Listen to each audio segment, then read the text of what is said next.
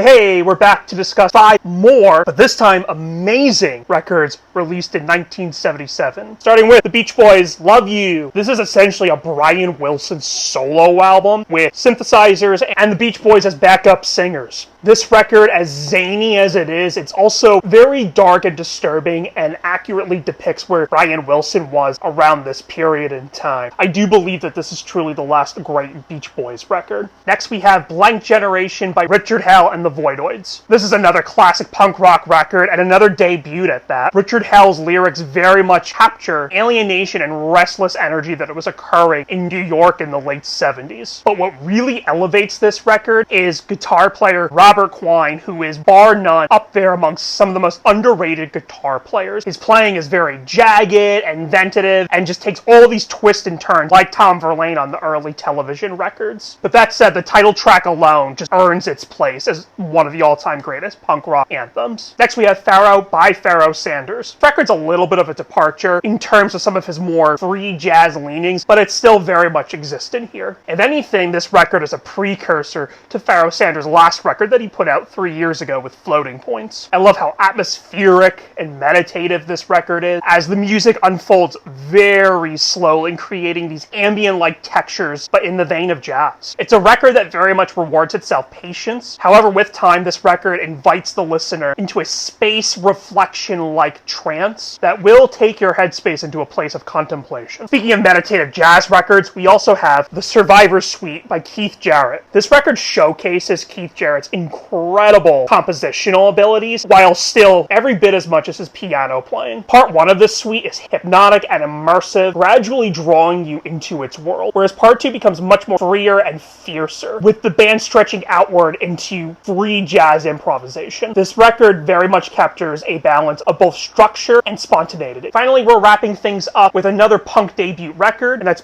Pink Flag by Wire. Alongside albums by the Sex Pistols, The Clash, the Ramones, that were also debut punk records that came out this year, Wire's no exception. Wire very much takes a more ambitious approach with their sound. While the songs are still very much stripped down, more or less no longer than 2 minutes, one could say that Wire is like the Pink Floyd of punk rock, whereas Wire very much leans into experimental leanings, intellectual songwriting, and constantly challenging expectation. And I think tracks such as Ex-Lion Tamer, as well as Strange, which R.E.M. would go on to cover on their album Document, very much showcase those aforementioned leanings. And there you have it. Those are 5 amazing records released in 1977. Comment below as of what some of your favorite albums released in 1977 are. Do you like any of these 5 cuts?